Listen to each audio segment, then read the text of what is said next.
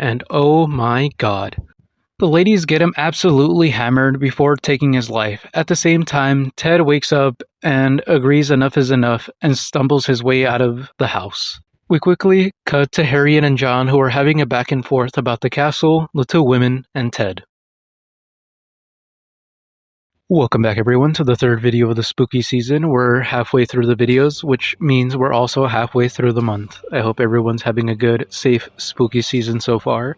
So we went from an entertaining movie about a child serial killer to a disturbing movie involving a child killer. Today let's do a complete 180 and get jiggy with it with 1974's Vampyres. Directed by Jose Ramon Larraz, screenplay by Diana Diabni, another movie handpicked off of the Video Nasty list. In case you may have missed it in the Anthropophagus video, a video nasty is a violent, gory, or hypersexual film. The term video nasty was mostly used in Great Britain in the 1980s and 90s. While Anthropophagus was on the list for its gore and heavy topics, Vampyres, on the other hand, is on the list for graphic sexual content. Not to say that there isn't any blood, but as we'll see, definitely feels more like a softcore porno. So without further ado, let's jump right into the 1974's naughty British film. The movie begins over at this Frankenstein-looking place as a single light is on, and oh my god.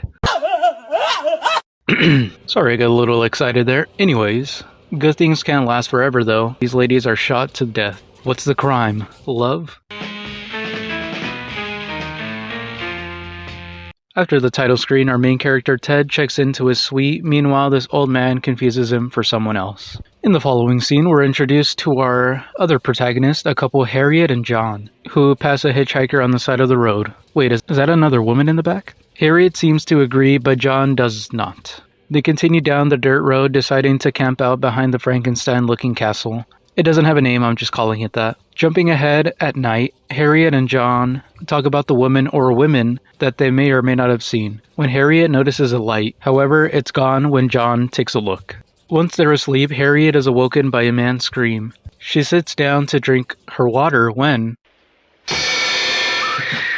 she awakens John, but just like the stoic Brit that he is, he goes outside to investigate, not without a little bit of sass. Returning annoyed, he tells Harriet to go back to sleep. In the morning, the church bells awake Harriet. She peers out the window, noticing the two women from yesterday. At breakfast, Harriet brings up how she saw the women again. John subtly tells her to forget about them and to focus on her and the camping trip. Elsewhere, there seems to have been a nasty car wreck where the driver did not survive. We shift our attention to the hitchhikers. One of them gets picked up by our protagonist, Ted.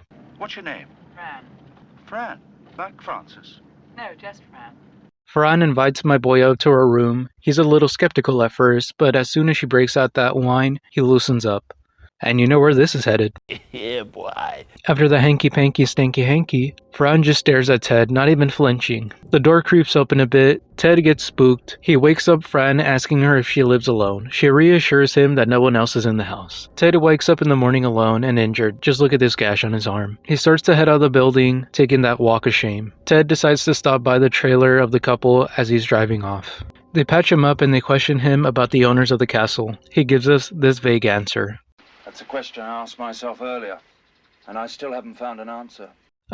Thanks, I guess? Ted, my guy, what are you doing? He fell asleep waiting for Fran. She arrives with a couple of friends. I thought Ted would be suspicious, but after a half-ass excuse from Fran, he's back inside. They get comfortable sipping on some vintage wine. Looks like they're running low though, so Blondie, Miriam, and pretty boy Rupert go and fetch some more. We quickly cut to Harriet and John, who are having a back and forth about the castle, the two women, and Ted.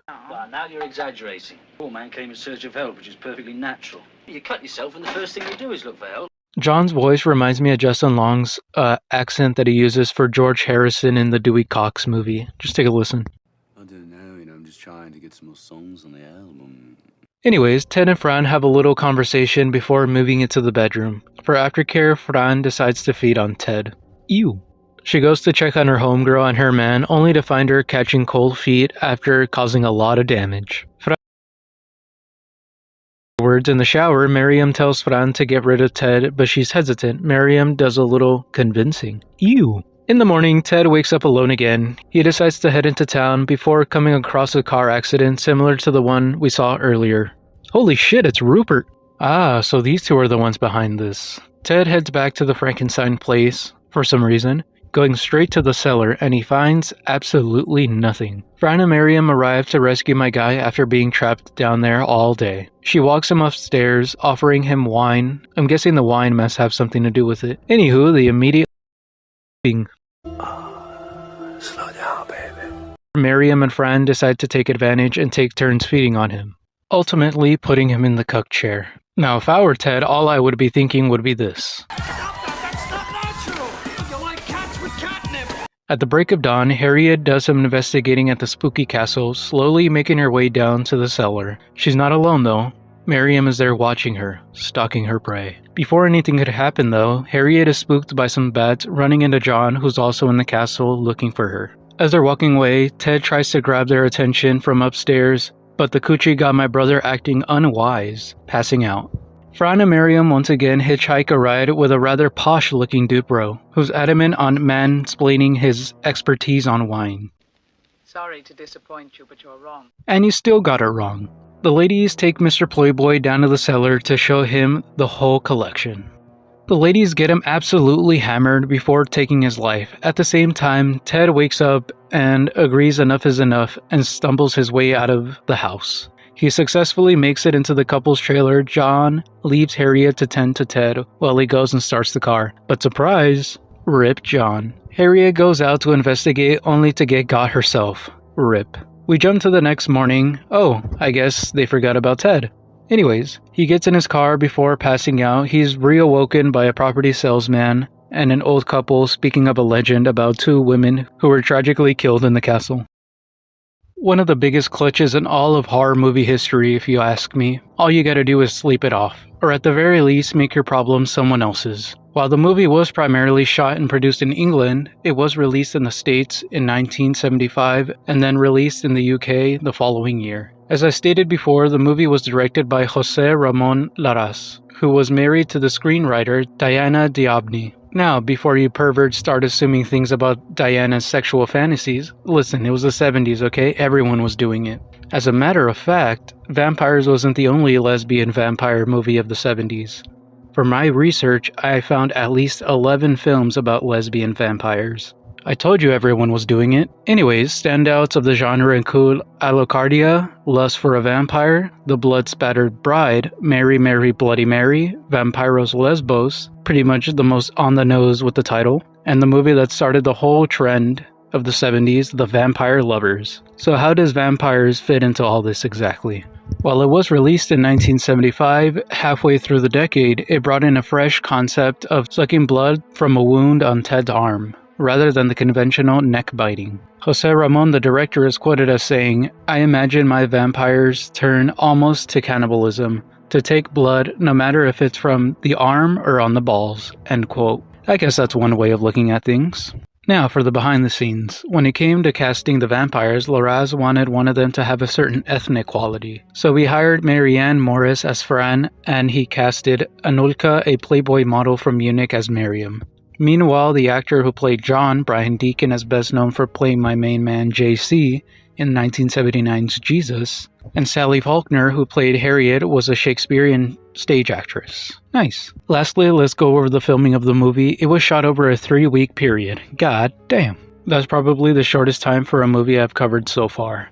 On a budget of £42,000 in 1970, which is roughly £559,000 in 2025. If we're speaking in American, it's roughly $751,000 USD. A reasonable budget when you consider the movie was shot at the famous Oakley Court, a beautiful Victorian Gothic country house located in Bray, Berkshire, becoming the headquarters for Hammer Films in the 1950s. You know, Hammer Films, the British film production company that reintroduced the classic movie monsters in the 50s in astounding vivid color. Yeah, I don't know anything about them either. Anywho, before I move on to my favorite and least favorite part of the movie, let me quickly shoehorn this in. During my research about Oakley Court, it turns out that is in fact Frankenstein's place, not only because of Hammer Films and their relation to the Frankenstein movies, but because of my selfish self-interest for Rocky Horror Picture Show. Now, for my least favorite part of the movie, it's these weird-ass scenes where you feel like the movie is going in one direction before completely ignoring the previous scenes or interactions. For example, In the very beginning, when the hotel owner confuses Ted for someone else, now I thought Ted was going to be connected to the gentleman who shot the vampire couple in the beginning of the story. Ted even acknowledges when he first encounters Fran for the first time that he may or may not have seen her before. You remind me very much of someone I knew a long time ago. Another example would be when Fran and Miriam pull up on Harriet while she's painting, she does this. By this sign, I'll recognize you. Which Fran completely forgets about when she attacks and kills Harriet and John at the end. Speaking of the ending, did Miriam and Fran just forget about Ted? Did they just cut their losses and say, fuck it, we can't find him, we might as well just roll out? And for my favorite part of the movie is definitely not the naked women. No, it's actually how said naked women use the men of the movie as props, a means to an end, where they don't particularly like the men, but use their lust as a weakness to lure those fellas into their impending doom. Like, yes, girl boss, ruin that man's life. You'll never catch me slipping though. With that said, stay safe out there, kings. Alright everyone, I hope everyone enjoyed today's video. Maybe should have done another video on vampires, but you know what? In a world full of gooners, I gotta pique interest somehow, right? Please subscribe so you don't miss out. Like, comment down below what movie you guys want me to check out. Follow me on Instagram, and go ahead and make sure you check out my buddy Satan Ass on Twitch. It's a beautiful world out there. And with that said, folks, I'll catch you guys on the next one. World. When did this turn into the most gorgeous girl in Brazil? When did this turn into I love you? Thank you so much. Thank you very much.